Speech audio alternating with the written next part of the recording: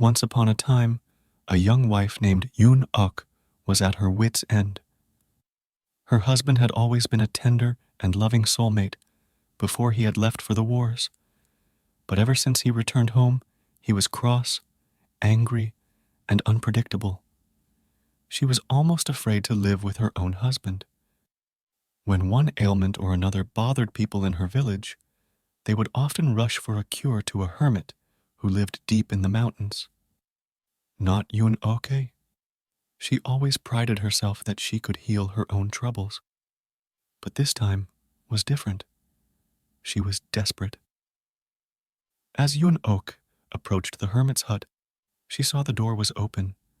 The old man said without turning around, "I hear you. What's your problem?"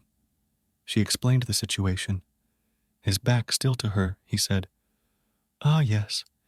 It's often that way when soldiers return from the war. What do you expect me to do about it?" "Make me a potion," cried the young wife.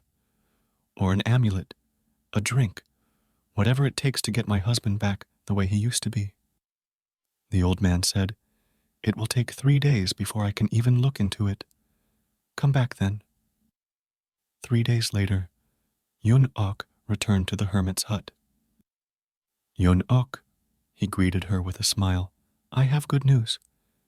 There is a potion that will restore your husband to the way he used to be, but you should know that it requires an unusual ingredient. You must bring me a whisker from a live tiger." "What?" she gasped. "Such a thing is impossible." "I cannot make the potion without it," he shouted, startling her. He turned his back. "There is nothing more to say. As you can see, I'm very busy." That night, Yun-ok tossed and turned. How could she get a whisker from a live tiger? The next day before dawn, she crept out of the house with a bowl of rice covered with meat sauce. She went to a cave on the mountainside where a tiger was known to live. She clicked her tongue very softly as she crept up, her heart pounding, and carefully set the bowl on the grass. Then, trying to make as little noise as she could, she backed away. The next day before dawn, she took another bowl of rice covered with meat sauce to the cave. She approached the same spot, clicking softly with her tongue. She saw that the bowl was empty, replaced the empty one with a fresh one, and again left, clicking softly and trying not to break twigs or rustle leaves, or do anything else to startle and unsettle the wild beast. So it went, day after day, for several months. She never saw the tiger. Thank goodness for that, she thought, though she knew from footprints on the ground that the tiger, and not a smaller mountain creature, had been eating her food. Then one day, as she approached, she noticed the tiger's head poking out of its cave. Glancing downward, she stepped very carefully to the same spot, and with as little noise as she could, set down the fresh bowl, and her heart pounding, picked up the one that was empty. Another month went by. Then the tiger would wait by the empty food bowl as it heard her approaching. As she picked up the old bowl and replaced it with a fresh one, she could smell its scent, as it could surely smell hers. Actually, she thought, remembering its almost kittenish look as she set down a fresh bowl, it is a rather friendly creature when you get to know it. The next time she visited, she glanced up at the tiger briefly and noticed what a lovely downturn of reddish fur it had from over one of its eyebrows to the next.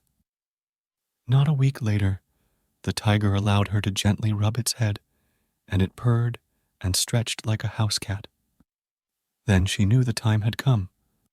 The next morning, very early, she brought with her a small knife.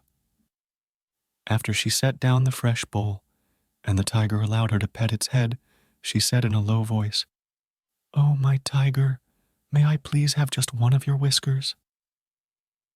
While petting the tiger with one hand, she held one whisker at its base, and with the other hand, in one quick stroke, she carved the whisker off. She stood up, speaking softly her thanks, and left for the last time. The next, she ran to the hermit's hut, clutching the precious whisker in her fist. Bursting in, she cried to the hermit, "I have it! I have the tiger's whisker!" "Tell me," said the hermit, interested, "how did you do it?" Eunuch told the hermit how for the last 6 months she had earned the trust of the creature, and it had finally permitted her to cut off one of its whiskers. With pride, she handed him the whisker. The hermit examined it, satisfied himself that it was indeed a whisker from a live tiger, then flicked it into the fire where it sizzled and burned in an instant. "What have you done?" Eunuch cried, horrified. "Eunuch," the hermit said softly, "you no longer need the whisker. Tell me, is a man more vicious than a tiger? If a dangerous wild beast will respond to your gradual and patient care, do you think a man will respond any less willingly?" Eunuch stood speechless. She knew what she could do. She understood the real power of love.